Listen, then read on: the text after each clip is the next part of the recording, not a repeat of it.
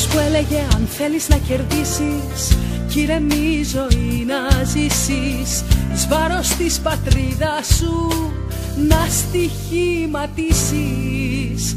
Κάποιος άλλος έλεγε δίνοντας το χρήμα του θα με κάνει αμέσως κτήμα του, θα με υποχείριο του, θα με το δουλικό του. Ήταν κάποιος που έλεγε πάψε να ονειρεύεσαι, μην αγωνίας, μη σκέφτεσαι, σαν το πιόνι εσύ πάντα θα παίζεσαι.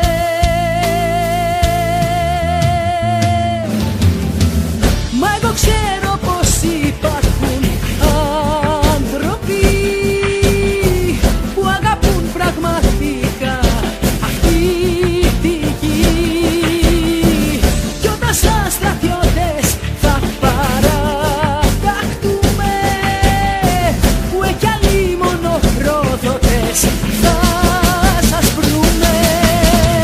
Χρυσή αυγή, χρυσή αυγή, εθνικιστές και μάχητες, για μια Ελλάδα που ανήκει μόναχα στους Έλληνες.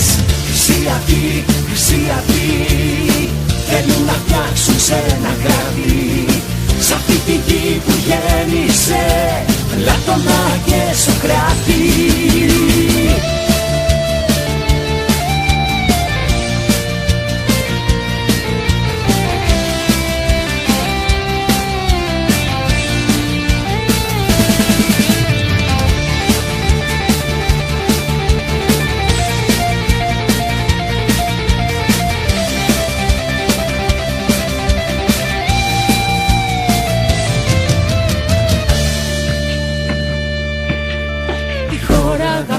Τον αρχαίο μας πολιτισμό, σύμβολο έχουμε το Μέανδρο και καμάρι μας το Μεγαλέξανδρο.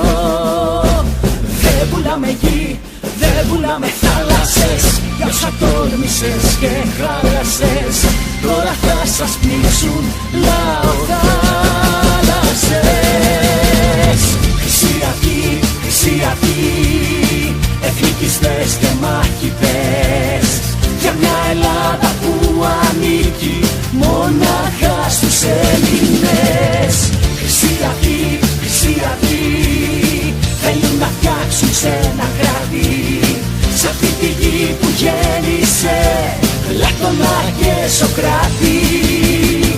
Έλληνες άρια φιλοί, αυτούς διοργανώναμε, όταν οι βάρβαροι απλήκτοι στα δέντρα σκαρφαλώναμε. Έλληνες άρια φιλοί, θάρρος ψηλά την κεφαλή, όλοι μαζί με μια φωνή. Αίμα, τιμή, χρυσή αυγή.